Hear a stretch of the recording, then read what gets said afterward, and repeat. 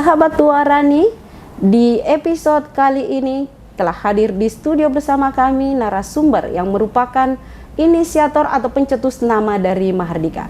Nah, kita sambut dengan hangat terlebih dahulu Kepala Bapelitbanda Kabupaten Wajo, Bapak Andi Palawaruka, SIP. Assalamualaikum. Ya, waalaikumsalam warahmatullahi wabarakatuh. Apa kabar nih Pak Andi? Alhamdulillah baik. Oke, alhamdulillah baik. Ini juga semoga menjadi pertanda baik dan akan memberikan kebaikan informasi untuk kita semua. Amin. Nah, tadi saya sudah memperkenalkan ke sahabat Warani bahwa kita akan berbincang tentang sebuah nama Mahardika. Mahardika. Iya. Ini saya jadi kepikiran, kenapa sih Mahardika bukan Judika? Ya, sesungguhnya Mahardika itu adalah bahasa Sanskerta ya. Jadi bahasa Sanskerta yang menjadi sumber atau akar kata dari merdeka. Ya. Nah, ini maknanya adalah bahwa Mahardika itu adalah sebuah upaya untuk meningkatkan kualitas.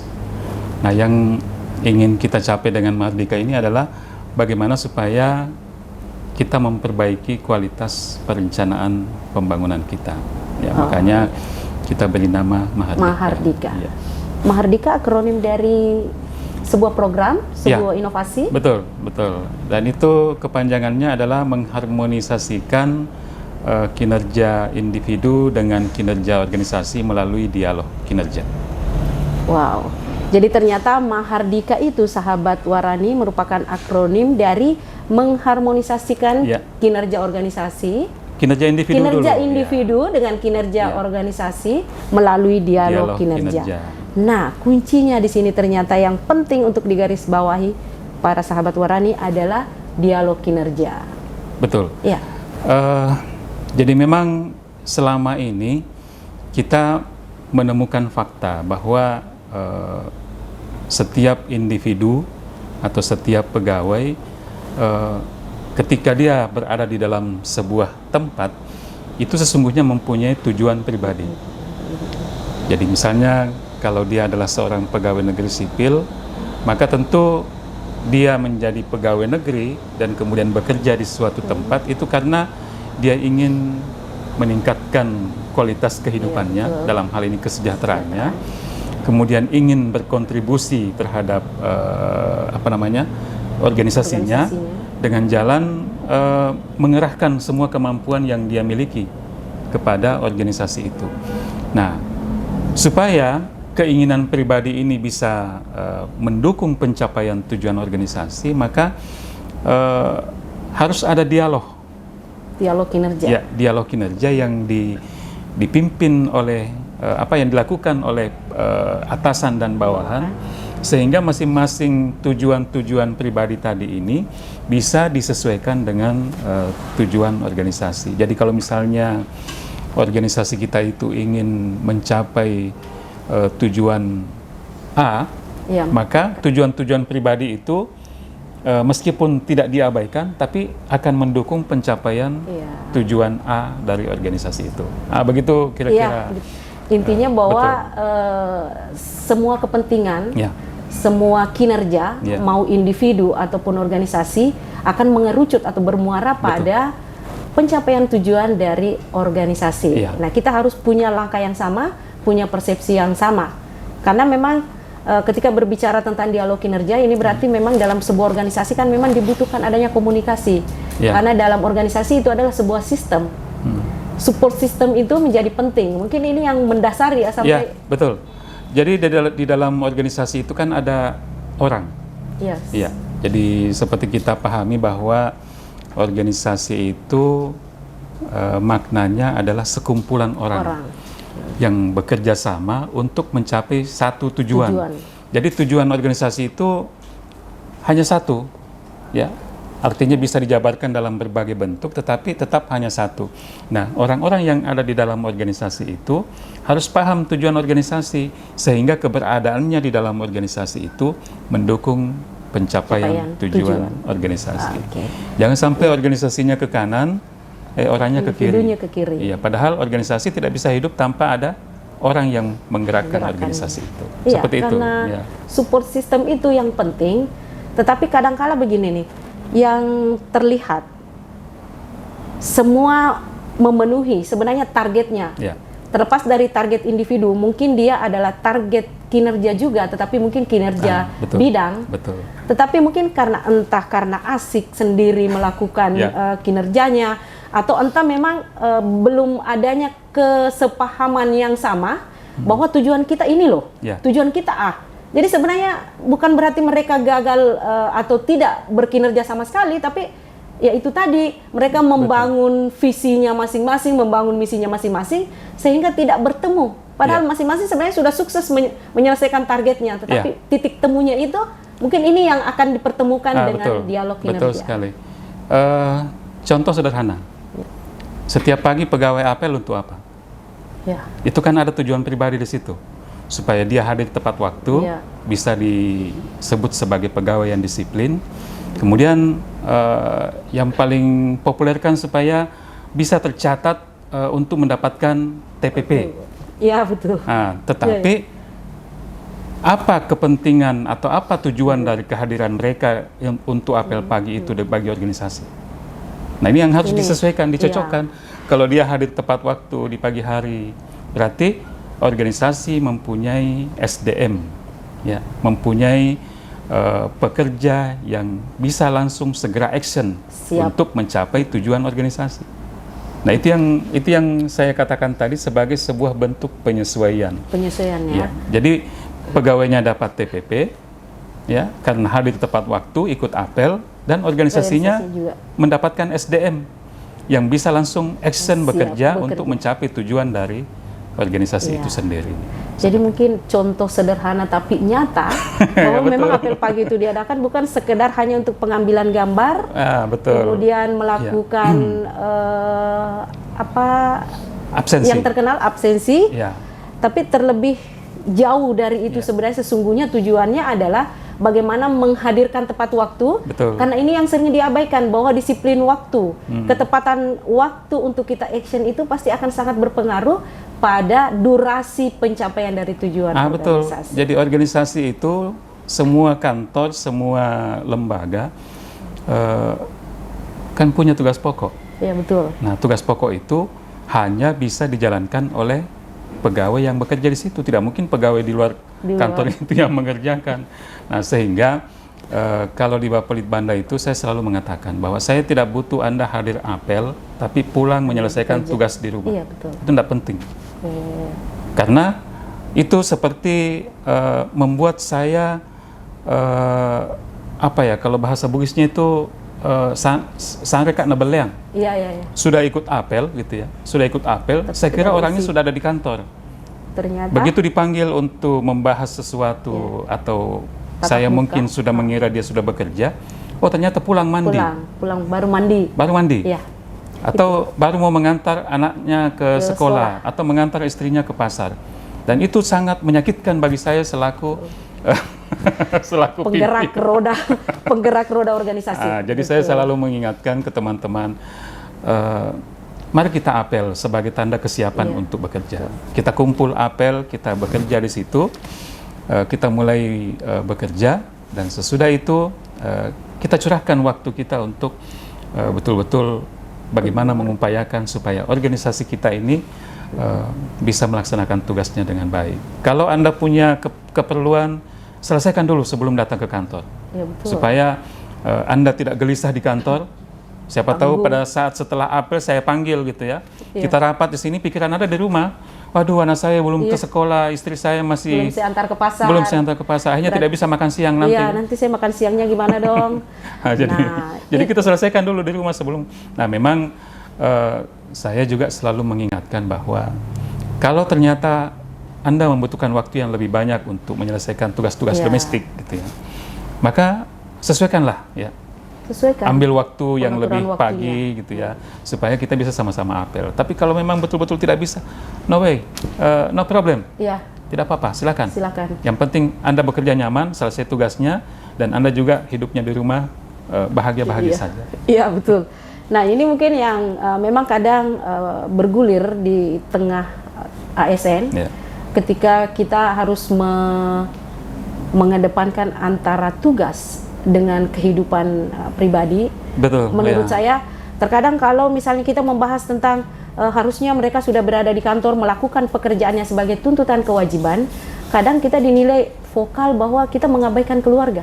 Padahal sebenarnya bukan persoalan siapa yang diprioritaskan atau siapa yang kemudian diabaikan, tetapi bagaimana memanage waktunya. Betul. Ketika Anda butuh untuk menyiapkan segala sesuatunya untuk keluarga yang Anda tinggalkan, berarti Anda harus menghilangkan porsi waktu Anda atau menyiapkan porsi Anda di luar dari waktu yang seharusnya Anda sudah datang. Ya kan? Sudah harus di kantor. Anda harus melakukan kinerja Anda. Dan terpulang kembali ke dialog kinerja, disinilah mungkin pentingnya melakukan dialog, tidak hanya kepada sesama staf, tetapi mungkin kepada pimpinan juga. Ini yang penting Anda menyampaikan. Sebenarnya porsi senyaman Anda untuk melakukan tugas ini, menyampaikan bahwa saya punya durasi waktu yang mungkin menyita sedikit waktu saya, tetapi pekerjaan tidak boleh diabaikan. Betul, betul sekali. Ya, jadi sesungguhnya ini Mahardika ini adalah sebuah cara untuk mendisiplinkan diri. Ya, karena sesungguhnya disiplin itu kalau hanya menggunakan absen tidak akan bisa dicapai. Ya, saya kira kita semua paham itu ya, bahwa absen apapun yang digunakan untuk mendisiplinkan pegawai itu tidak akan pernah berhasil kalau pegawai negeri yang mempunyai tanggung jawab di bidang tertentu tidak diberikan tugas yang memadai untuk dilaksanakan. Coba lihat teman-teman kita yang sibuk ya, yang banyak kerjaannya, itu walaupun dalam keadaan kurang sehat, dalam keadaan banyak hambatan atau gangguan di rumah, tapi karena dia adalah orang yang bertanggung jawab, ya, dan ingin menyelesaikan tugas yang diberikan kepadanya, maka dia usahakan untuk ke kantor. Dan saya yakin pegawai-pegawai di Wajo semua begitu, yang penting dikasih tugas.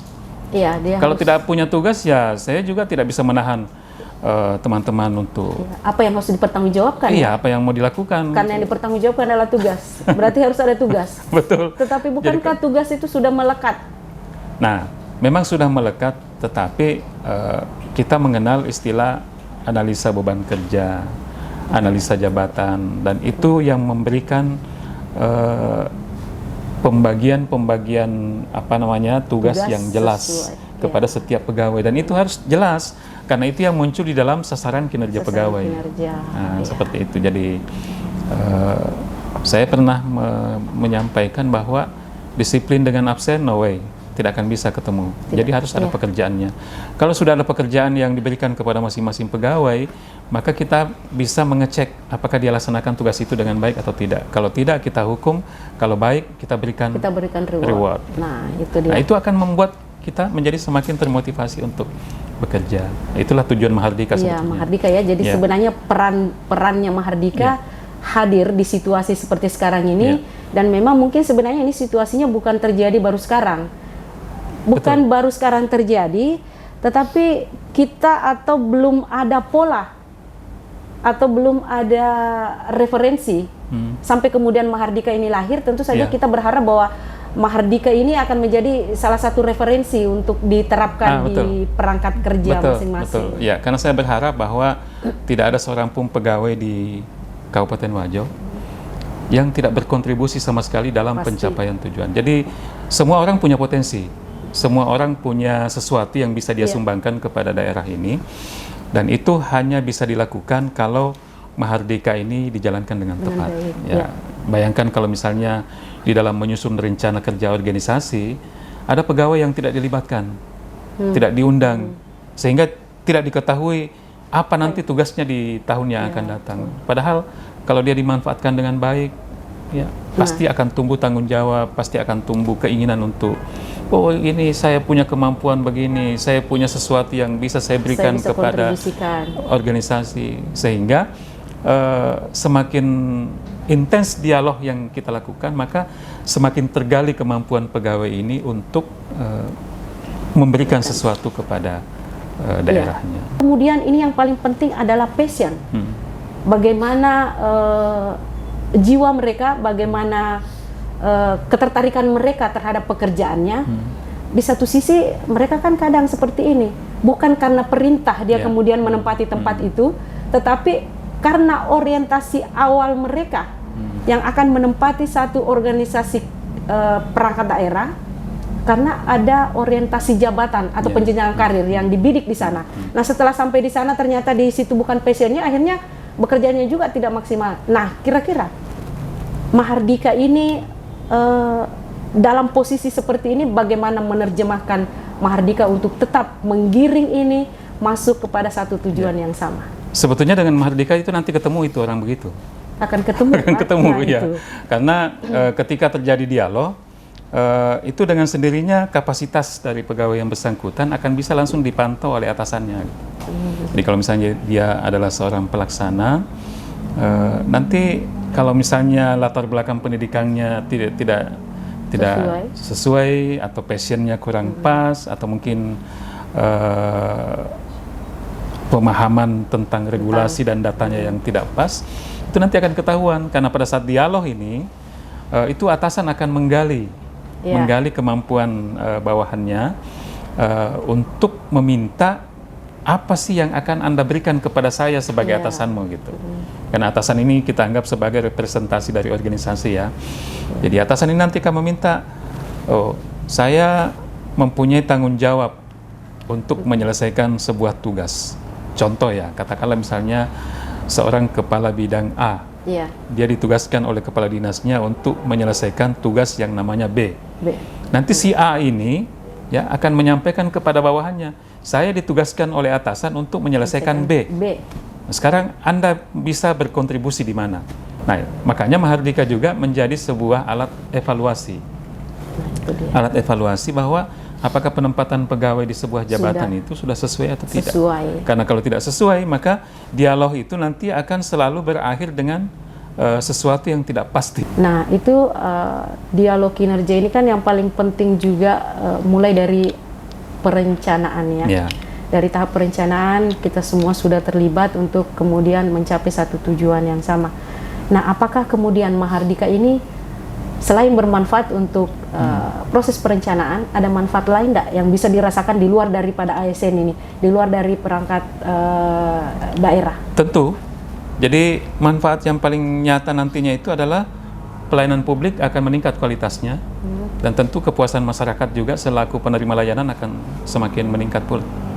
Jadi berarti manfaatnya tidak hanya akan dirasakan oleh perangkat daerah atau organisasi yang betul. Dimana di dalamnya adalah para ASN yang akan bekerja sesuai tugas dan fungsinya, tetapi lebih juga bahwa orientasinya kita berharap bahwa Mahardika akan membawa manfaat untuk peningkatan kualitas pelayanan publik. Betul, iya. Waduh, luar biasa sekali, ini memang menarik. Makanya dari awal tadi saya bilang bahwa ini penting untuk kita hadirkan, karena ini tidak berorientasi hanya untuk kepentingan organisasi semata, tetapi juga untuk pelayanan publik yang menjadi tugas dan tanggung jawab kita. Seluruh ASN harus berkontribusi untuk pencapaian tujuan dari pemerintah daerah, memberikan pelayanan, peningkatan kesejahteraan kepada seluruh masyarakat Kabupaten Wajo. Dan saatnya mungkin kita mengakhiri jumpa kita dengan sahabat Warani untuk episode kali ini. Sampai berjumpa di episode mendatang. Terima kasih kami ucapkan Pak Andi, terima kasih sudah berbagi informasi kepada kita semua. Dan sahabat Warani, sampai jumpa kembali. Dah.